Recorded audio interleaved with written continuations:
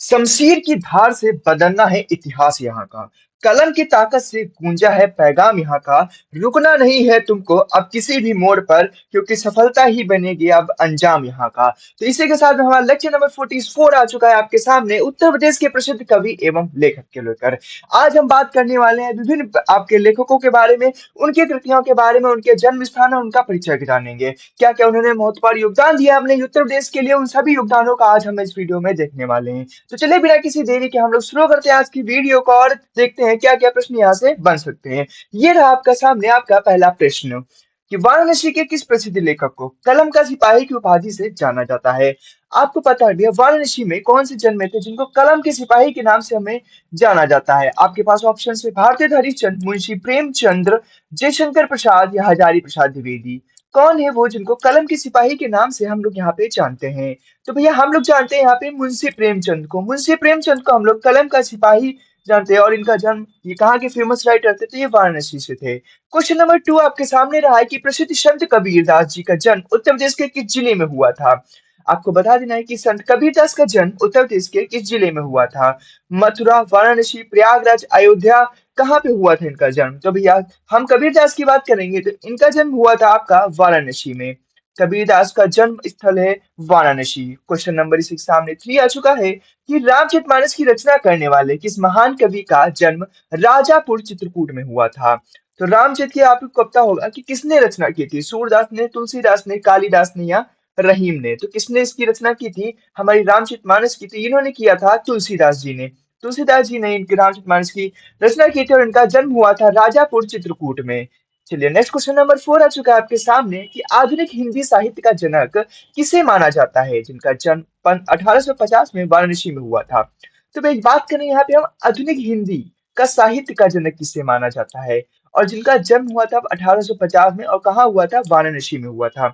तो कौन है वो, महावीर प्रसाद द्विवेदी है, भारतेंद्र हरिश्चंद्र है, रामचंद्र शुक्ल है या सूर्यकांत त्रिपाठी निराला है। तो भैया ये है जिनका जन्म 1850 में हुआ था, वो है भारतेंद्र हरिश्चंद्र, जिन्हें हम लोग भैया क्या जानते हैं, आधुनिक हिंदी साहित्य का जनक भी इन्हें कहा जाता है। क्वेश्चन नंबर आपके सामने 5 आ चुका है कि छायावादी युग के सबसे महान महाकाव्यों में से एक कामायनी की रचना वाराणसी के किस लेखक ने की थी। तो आपको बता देना है भैया कामायनी की रचना किसने की थी। ठीक है, और वो कहाँ के लेखक थे, वो वाराणसी के लेखक थे। सुमित्रानंदन पंत, जयशंकर प्रसाद, सूर्यकांत त्रिपाठी निराला या मैथिली शरण गुप्त। कौन से कवि थे जिन्होंने कामायनी की रचना की थी। तो भी हमारे यहाँ कामायनी की रचना की थी जयशंकर प्रसाद जी ने, जो कि कहाँ के रहने वाले थे, वाराणसी के रहने वाले थे। वाराणसी के प्रसिद्ध कवि थे। क्वेश्चन नंबर 6 आ चुका है आपके सामने कि आधुनिक मीरा के नाम से जानी जाने वाली उत्तर प्रदेश की किस महान कवियत्री का जन्म 1907 में फर्रुखाबाद में हुआ था। तो भैया आपको पता हो जी आधुनिक की मीरा हम किसे बोलते हैं और उनका जन्म 1907 में फर्रुखाबाद में हुआ था। सुभद्रा कुमारी चौहान, महादेवी वर्मा, सरोजनी नायडू या कृष्णा सोबती। तो भैया जिनका जन्म 1907 में फर्रुखाबाद में हुआ था, जिन्हें हम आधुनिक मीरा के नाम से जानते हैं, वो है हमारी महादेवी वर्मा। महादेवी वर्मा का जन्म 1907 में फर्रुखाबाद में हुआ था, जिन्हें हम आधुनिक मीरा के नाम से भी जानते हैं।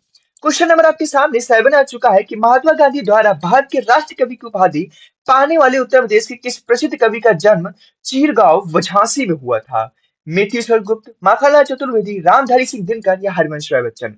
तो राष्ट्र कवि की उपाधि महात्मा गांधी ने किसको दी थी, पहला पॉइंट आपको नोट कर लेना है कि भैया राष्ट्रपति की उपाधि किसको दी थी, जिनका जन्म चीरगांव में झांसी में हुआ था। ठीक है, चीरगांव के झांसी में हुआ था। अब आपको बता दें भैया इसका करेक्ट आंसर क्या हो जाएगा।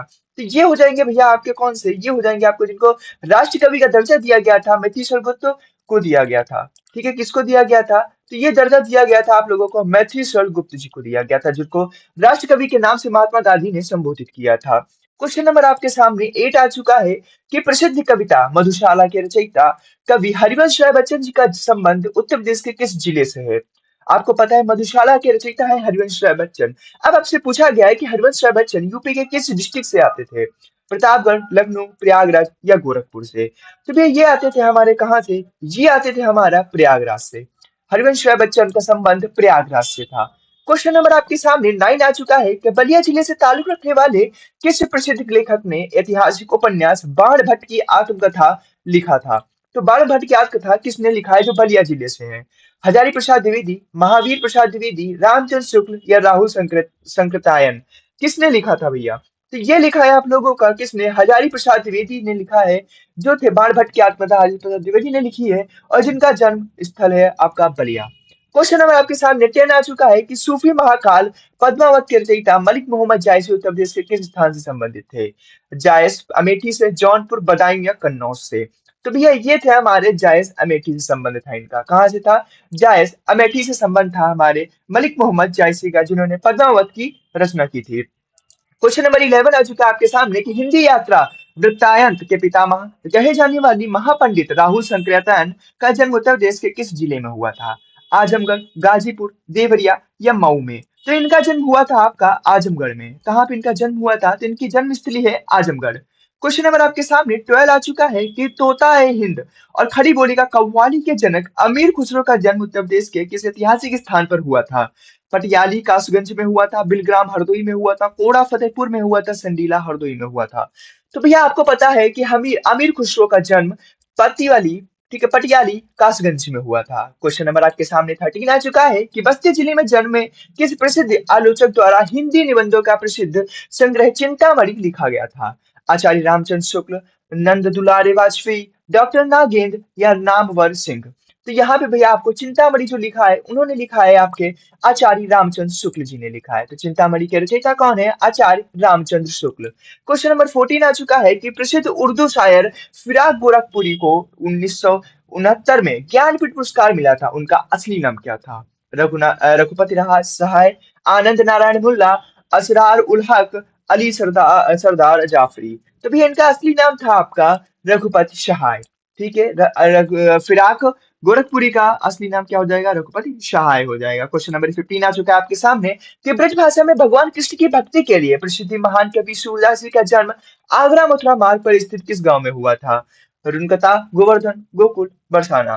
तो इनका जन्म हुआ था आपके सूरदास का, इनका जन्म हुआ था रुनकता के पास में, जो कि मथुरा और आगरा के मार्ग स्थान पे आता है। क्वेश्चन नंबर 16 है कि उत्तर प्रदेश के किस आधुनिक हिंदी कवि को धूमिल के नाम से जाना जाता है, जो अपने राजनीतिक व्यंग्य और सुदामा पांडे का प्रजातंत्र जैसी कविताओं के लिए प्रसिद्ध हैं? सुदामा पांडे, जगदीश गुप्त, दुष्यंत कुमार या त्रिलोचन शास्त्री? तो भाई ये है हमारे सुदामा पांडे जी। कौन है? सुदामा पांडे जी हैं हमारे। क्वेश्चन नंबर आपके सामने 17 आ चुका है कि अत्यंत लोकप्रिय त्रिशमी उपन्यास चंद्रकांता के लेखक देवकी नंदन खत्री का संबंध उत्तर प्रदेश के किस क्षेत्र से है? वाराणसी, मिर्जापुर, लखनऊ, मेरठ, झांसी? तो भैया हमारे चंद्रकथा के रचयिता देवकीनंदन खत्री का संबंध वाराणसी मिर्जापुर से है। ठीक है, वाराणसी या मिर्जापुर से है। क्वेश्चन नंबर आपके सामने 18 है कि प्रसिद्ध हिंदी व्यंग्यकार हरिशंकर परसाई जी का जन्म कहाँ हुआ था? He was born in MP but extensively worked in UP, Varanasi, Prayagraj या गोरखपुर? तो भैया इनका जन्म हुआ था एमपी में, लेकिन इन्होंने जो अपना कार्यक्षेत्र था वो उनका यूपी था। क्वेश्चन नंबर आपके सामने 19 आ चुका है कि विभाजन पर आधारित प्रसिद्ध उपन्यास तमस के लेखक भीष्म शाहनी के उत्तर प्रदेश के किस प्रमुख शैक्षणिक संस्थान में प्रोफेसर के रूप में कार्य किया है? Zakir Hussain college, Allahabad university, Banaras Hindu university, Lucknow university या अलीगढ़ मुस्लिम यूनिवर्सिटी?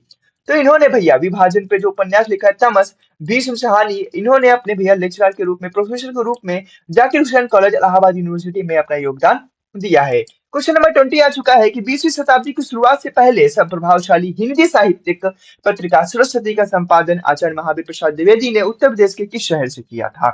तो आपको बता देना है सरस्वती पत्रिका का संपादन आचार्य महावीर प्रसाद ने किस आपके डिस्ट्रिक्ट से किया था? ठीक है, या किस शहर से किया था? प्रयागराज, वाराणसी, लखनऊ या कानपुर? तो यही संपादन पत्रिका का संपादन किया था प्रयागराज से, जिसे हम इलाहाबाद पहले जानते थे। इसी के साथ में आज का हमारा लेक्चर यहीं पर समाप्त होता हुआ। आई होप आप लोगों को क्वेश्चन देकर बहुत ही मजा आया होगा। तो ऐसे और भी क्वेश्चन सीखने के लिए हमारे साथ जुड़ जाइए, हमारे चैनल को सब्सक्राइब कर लीजिए। हम मिलते हैं नए वीडियो में, तब तक के लिए धन्यवाद। टाटा बाय बाय, जय हिंद, जय भारत।